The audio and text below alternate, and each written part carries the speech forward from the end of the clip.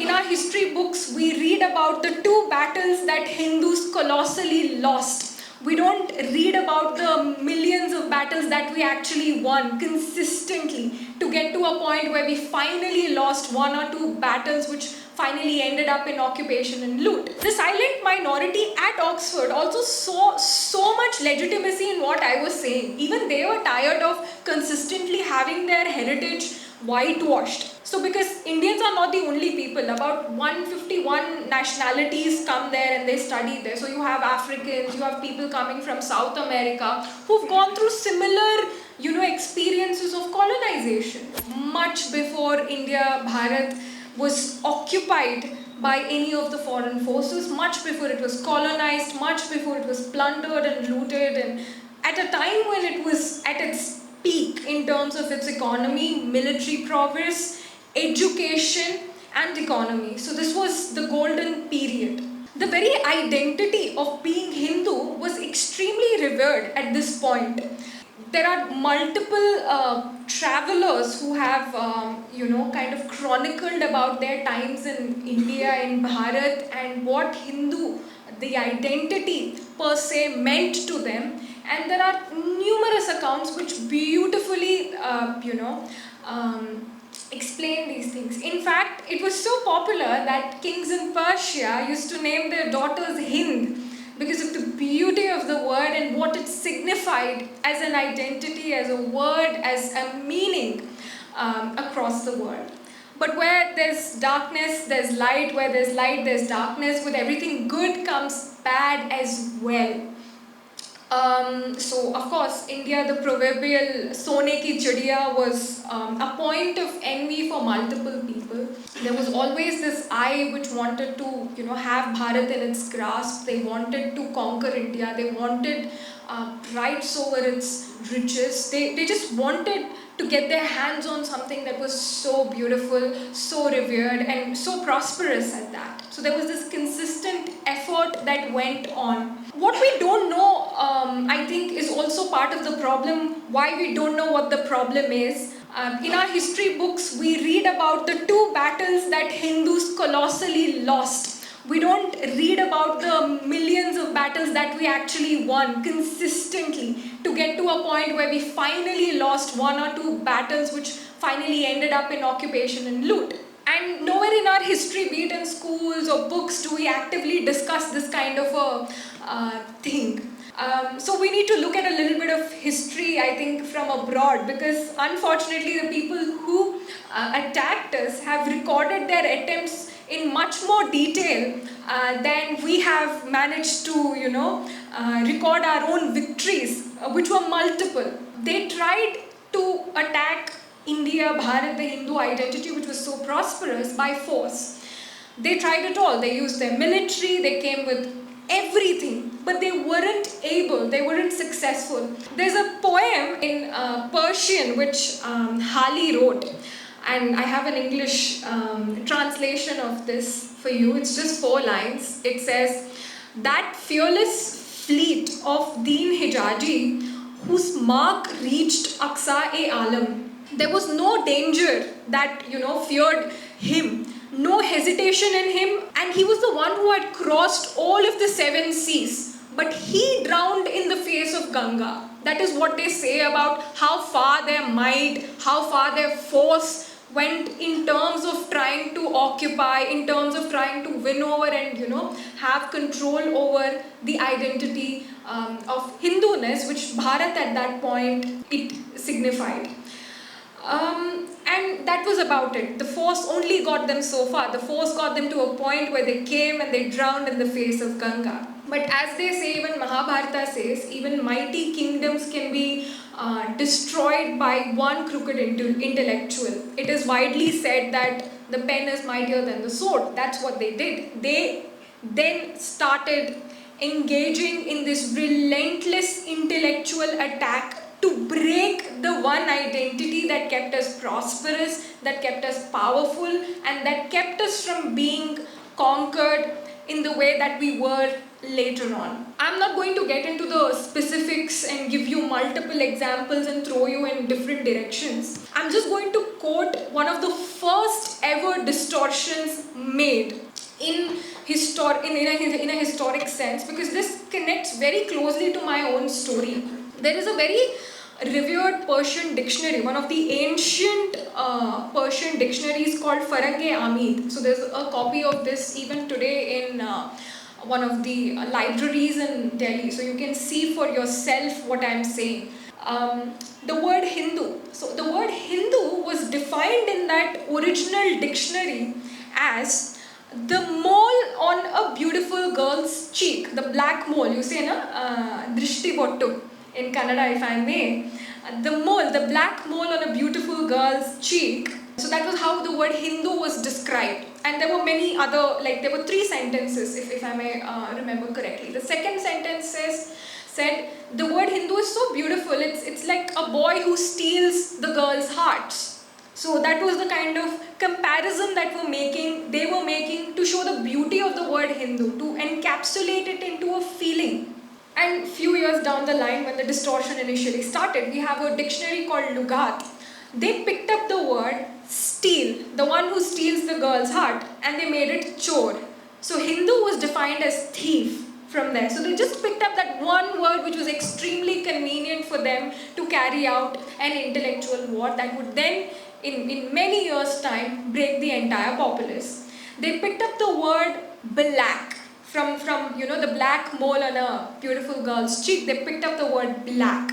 And kafir is another word that they use to other the polytheistic faiths. So Hindu went from being something so beautifully described in their dictionaries to black, thief and kafir. So this was the first sort of series of distortion that happened, and since then the saga of distortion has been endless. The way the Hindu has been stereotyped, the way the identity has been desecrated into bits, the way we've been attacked as an identity, and that sort of bits that were found were then conquered. So we see history's testament to what happened later on. There was Macaulay who broke our education system. There were other people who started creating linguistic divides within our own country. I mean, can you imagine?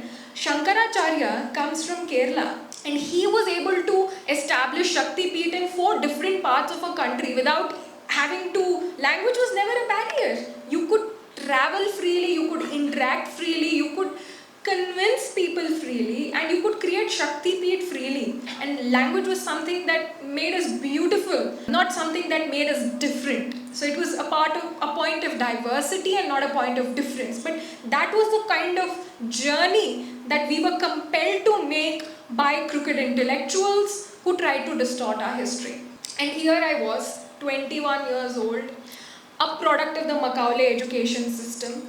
I've read only the history that was taught to us in our history classes as per the NCERT syllabus. And luckily for me, I picked up science post my 10th grade, and I was doing my engineering. I did 4 years of engineering. I graduated top of my class. I applied to Oxford, which is supposed to be #1 university in the world, and I get in somehow. Miraculously, I get in, and I see a whole other world. So I'm this naive 21-year-old Hindu making this whole journey in life, oblivious to the sort of distortion my history has faced, oblivious to the kind of history I have. Of course, I do identify as a Hindu. I'm born in a family that's got a temple. I go to the temple every Monday. I go to all of the Tyohar. That was about it. My Hindu identity did not go from there to the sort of history that we have, to the sort of distortions we have faced, to the atrocities my ancestors have faced for me to say that I'm Hindu today. So that journey was never there. It was never a part of my consciousness when I stepped up at Oxford. I was an ambitious girl straight from day one. So I've been a class leader since I was in kindergarten. So standing up for school election is something I've done since I was little. So it was not something I suddenly did at Oxford. In fact, I was a student union leader during my undergraduate days as well. So it was something that came naturally to me. I go to Oxford, I see, okay, the Oxford Student Union, very prestigious body of 1,000-year-old institute, has had no Hindu or Indian president so far. So I think, okay, this is a challenge now, something that I need to change. And my perspective of change was only to go up till becoming a candidate for president. I thought if I become a candidate this time, maybe 10 years down the line, somebody will actually win the election. And I ran this whole platform of decolonization because I was tired of hearing people consistently tell me that colonization was a good thing for Indians because it civilized them, that it was something that made them better. So they had this whole idea that, okay, colonization was a positive experience for Hindus, for Indians, and that was the whole aspect there. So I thought I should run on a platform of decolonization. And mind me, this is me being a science student, a student of faculty of engineering, trying to say all of these things. And somehow the rage caught on fire. And this is when we actually get introduced to the silent minority that we are, unfortunately, in this country and globally. The silent minority at Oxford also saw so much legitimacy in what I was saying. Even they were tired of consistently having their heritage whitewashed. So because Indians are not the only people, about 151 nationalities come there and they study there. So you have Africans, you have people coming from South America who've gone through similar, experiences of colonization. And they could somehow relate to my movement. They could see that, okay, something she's saying makes sense. And if we create change in a university that's called number one in the world, maybe one day down the line it will trickle down to other universities. Because this has been a university that has been setting the tune for many other universities for over 1,000 years as the oldest surviving English institution that imparts education. So that was the whole idea that we were going to create change, and the campaign was a roaring success. It was so successful that the election turnout itself was historic. So many people had never voted in an Oxford University Student Union election. The turnout was massive.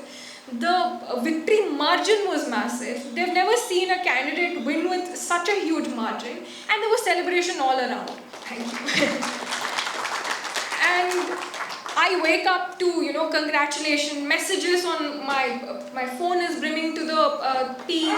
Indians have woken up. They are publicizing the fact that, okay, Oxford University has an Indian president now. So it's all the rage, it's all the headline. Another thing, every time somebody does something great, you suddenly become an Indian president, you suddenly become South Asian, you suddenly become person of Indian origin. But every time somebody does something wrong, it then becomes, oh, a Hindu has done this. So this is something you need to look out for in the future, because this was something I consistently experienced as well down the line. And this is a celebration all around, so we are here. And then I start getting messages which are extremely disturbing. The messages are calling me everything from how my face is black and it resembles something very I shouldn't be using these words, but something very obnoxious, and how I don't deserve to be president.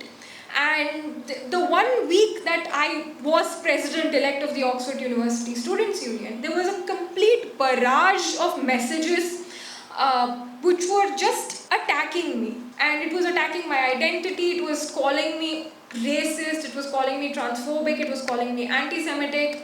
And let's a little bit of a rewind. I was still this, naive kid. I still thought, okay, maybe I've said something wrong. Okay, what did I say wrong? Why are people mad? Why am I getting these messages? Why am I being trolled? Why am I being bullied? And then there is an Oxford University history professor who makes a post saying, Rashmi Samant, the Hindu president of Oxford University Student Union, comes from coastal Karnataka, hotbed of Hindutva. Her parents have this picture of Jai Shri Ram. She's Islamophobic, racist, transphobic, anti-Semitic, blah, blah, blah, blah, blah. Today, if you go to the law of court and you ask somebody to prove Rashmi Samant was racist, transphobic, or anti-Semitic, nobody will be able to do it. This is unfortunately the kind of ad hominem attack, character assassination era that we live in. And I write about this beautifully in the book as well, where I show all the comments that I'm getting and what they're trying to connect it to, per se, to call me all of these horrible things and why my character is being assassinated so badly. And even today, the mainstream media never quoted what that professor said. Nobody said Abhijit Sarkar, the history faculty, is saying all of these things. And that is why this has become a thing. They just picked up the word racist, anti-Semitic, transphobic and carried it over to their newspapers. Just like the words black, thief and kafir was carried over from that beautiful definition of what it meant to be Hindu. Today they call our Prime Minister fascist with no backing whatsoever. They come up with all of these theories. They distort what is right and indulge in selective amnesia to, justify what they want to justify and to throw people under the bus just because they do not agree with it. It took me a very long time to, also understand what was happening, because I think the silent majority does not talk. That is also another problem, what I was going through. Most of the advice I got from people who were around me was, Rashmi, you know what, this is very unfortunate. We agree what's happening to you is wrong, but I think you need to, stay quiet, go home, take a few days off, wait for the issue to blow over, come back, finish your degree and lead a happy life. Why am I not allowed to, raise my voice? Why am I not? And that is unfortunately the sort of, I think, mentality as well that we are raised with or we are surrounded with, or perhaps something that one part of the society wants us to believe, that we do not have a right to tell our story, that we do not have a right to, cry out injustice, we do not have a right to justice. So that is what the situation was. But of course, there were lots of good people who told me otherwise, and we fought back. We fought back so well that the Oxford University was forced to open an investigation into the issue. And in the book, I do tell how they were trying to consistently close the investigation by pulling it out. They do that whole thing wherein, they try to delay the whole process by weeks. I had already graduated. But the people of the community, they kept on the public pressure. In this era, I think trial by public discourse is also something that has become a reality, and that is also part of the reason why our people lose the narrative very quickly, is because we don't engage as much as the other side engages in this whole public discourse. So finally we were able to get a written statement from the University of Oxford acknowledging what went wrong and promising that they would take steps, and they did finally end up taking steps. Now this will never make it to the mainstream, because the one identity they like to stereotype so much, attack so much, was actually attacked unfairly, and the person is actually talking about the whole phenomena of stereotypes and is actually calling out this kind of selective amnesia, biased narratives. So it will never make it to the mainstream. And I think as Hindus, we shouldn't wait for people to tell our stories, because if they do tell our stories, they're going to tell it how they like it, how they want it to be. Just like what they did with the definition of Hindu in their dictionaries. And that's why, ladies and gentlemen, I wrote this book. And I hope that, this book will help another person realize the unfairness of this world and how to deal with it, honestly. We are not victims, we are survivors. Come on, the oldest surviving polytheistic faith. So this book is just an attempt to get people to, know about these things, to be aware of such things much before the problem lands on their doorsteps. Because I thought, okay, this is never going to happen to me, but it did happen to me and I had to deal with it. So I hope that more people are more aware about this and can deal with it in a much better way than I did. Thank you very much. Namaste.